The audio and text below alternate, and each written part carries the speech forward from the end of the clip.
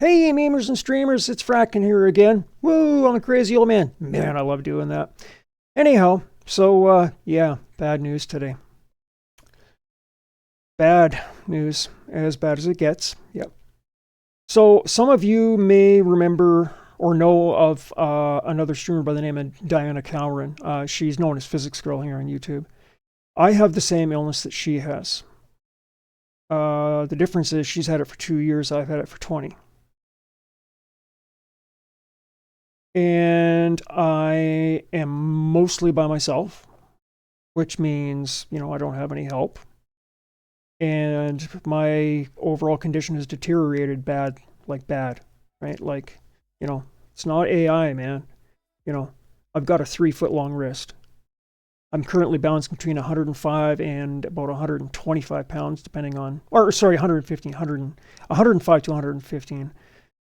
And the reason is because I have a condition they call CFS-ME. Now, here's why I'm making this video. So, getting a doctor to be able to treat you with CFS-ME is like almost impossible. Realistically, it wasn't until long COVID happened, right? Long COVID really kind of pay attention here, But before that, the medical community was kind of like, that's your thing. I'm sorry. And they're still doing that to people like me, right? I am vastly in worse shape than most of these people, and yet like it's not a joke. Like I'm on the verge of death during some of my crashes. My last crash that I had a little while ago here, I didn't leave the bedroom at all for almost a week, about 5 days. I inhaled a slug of vomit, about the size of your fist, completely occluded my airway, right? And inhaled it right down to the bottom, right to the bottom. And of course, it was hyperacidic because I was coming off of acid reducers because they wanted to use that to check for H. pylori. It's not H. pylori. The problem is they say painkillers, right? And they want me to take more of that, which is causing those problems. Get rid of the other medications that are not causing any problems. The entire thing is based on politics. But the end result is this, right? You see a doctor with this condition and most doctors are like, oh, no problem, I'll help, it's okay. And they start that way.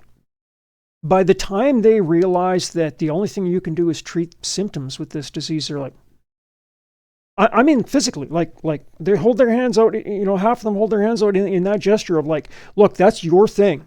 I'm sorry, but it's your thing. And my current doctor, when he told me that he was retiring, he admitted this to me. And I knew it was the case long before him, right? Because I've seen hundreds of clinicians before this. Like, it's not a joke. But, and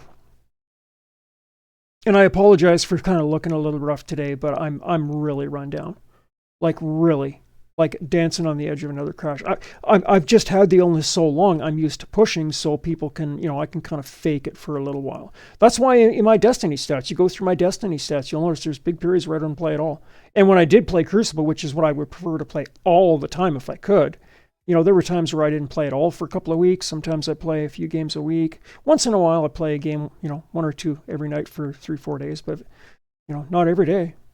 Can't. And, but yeah, once my current clinician retires, I'm on my own. And that means I lose prescription authority, which means those acid reducers that, even cutting down to half nearly killed me, they're gone. All the other medications that I require to be able to manage the condition, gone. And then you show up at the ER. Yeah. I mean, browse the internet. Like, I mean, even the CDC's own website until recently when they just kind of swept it all into garbage, they included a great big section about how there's contention between clinicians and patients because clinicians just refuse to listen. Every doctor comes to a different conclusion and every doctor is right. Okay. And I mean, as a patient, what are you going to do? But yeah, that's where things are at. So when my current clinician retires, I have two options. I can gradually come unwound. I mean, I'm coming unwound already, right? Like, let's be honest here. Oh man. And yeah, so either come unwound slowly fairly rapidly, actually, it'd be a couple of weeks most likely. Even, like I say, even cutting down to half some of these medications, like, yeah. But once they're gone, my choices are to either suffer through that or not. And I'm not. And that's kind of what the video is about. So, if and when I disappear, and who knows, maybe something will come up and maybe I do stick around. I hope so. But right now, the chances of that are like a fraction of 1% of a fraction of 1%. Right? Like it's so vanishingly small. I can't even think of a scenario where something would change. I've talked to the College of Physicians themselves. Doesn't matter. Nope. We're not touching you. So, but anyway, as far as the gaming stuff goes, look, if a guy like me can, kind of half-ass build enough skill to be, half dangerous once in a while.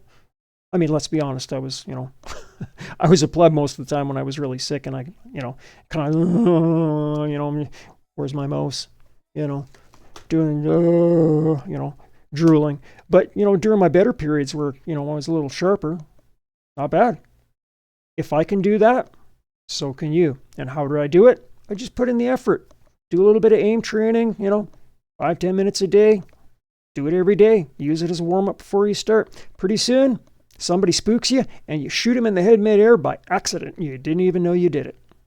So anyway, sad news, but you know what? We're all going to get sad news. Stay safe, guys.